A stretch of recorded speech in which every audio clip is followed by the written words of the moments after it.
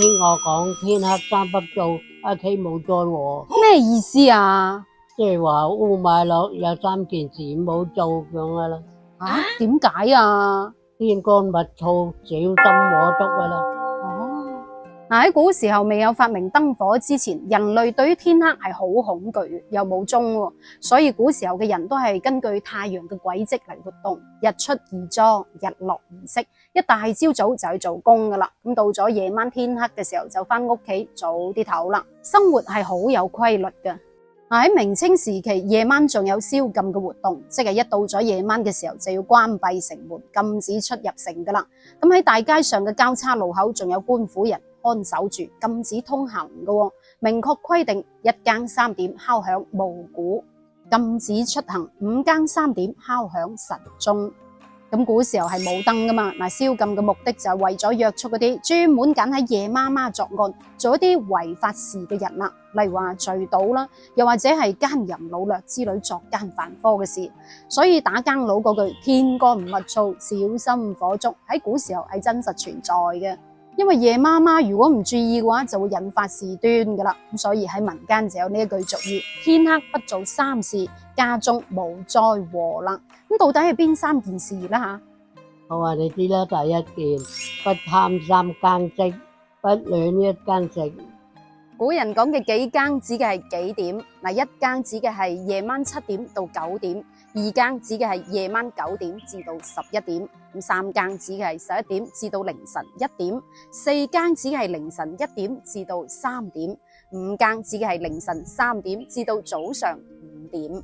不貪3更式嘅意思，即係話唔好喺3更，即係11點至到1點呢個時間段再開夜車，再過度縱慾咯。要節制下，因為3更對於古人嚟講已經係好夜噶啦，日頭辛辛苦苦做完嘢，夜晚到咗3更嘅時候係人排毒嘅高峰期，應該好好休息，瞓翻個靚覺至啱，咁樣對身體先至係好嘅。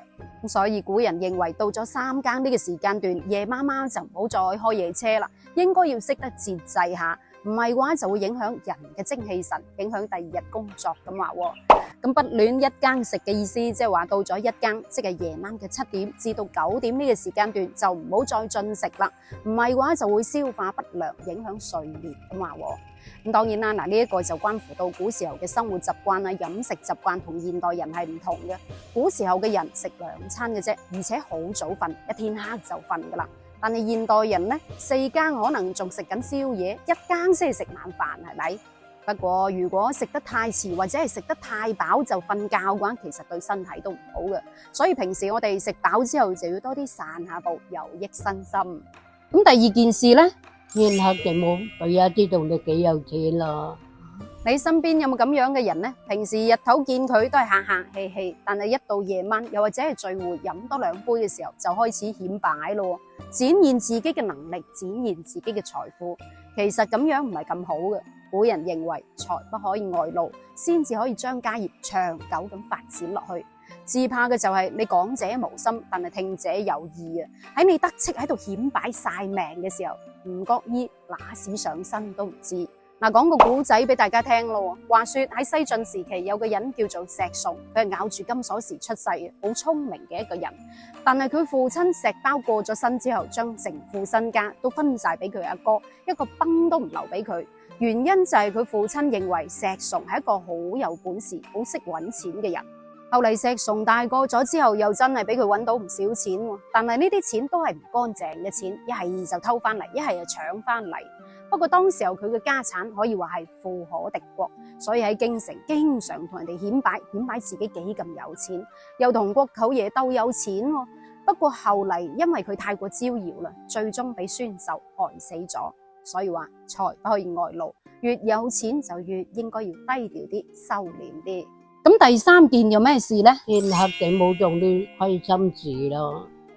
正所謂平生不作虧心事，半夜敲門也不驚啊嘛。嗱，虧心事係指嗰啲違背良心嘅事。咁有啲人動歪心思，驚日頭喐手太過顯眼，所以就會揀喺夜深人靜、夜媽媽冇乜人見嘅時候喐手做一啲違背良心犯法嘅事啦，以為咁樣就可以神不知鬼不覺，但係其實人在做天在看，若要人不知，除非幾莫謂啊！如果有做過，一定會留低一啲蛛絲馬跡噶啦，最終只會自食惡果。咁除咗正話嗰3件事之外，老一輩仲提醒我哋晚上唔好做一啲重要嘅決定，因為晚上想想千條路，早上起來走遠路啊嘛，係咪？到咗晚上嘅時候，人嘅思維係會好活躍，而且又唔現實，可能會因為日頭做嘢太攰啦，影響到情緒，導致大腦短路，喺未諗清楚之前就會做一啲衝動嘅決定啦。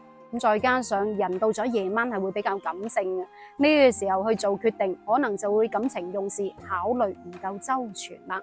所以話夜晚天黑嘅時候就唔好做一啲重要嘅決定，要做嘅話都等第二日清醒啲，大腦比較理性啲先至去做決定。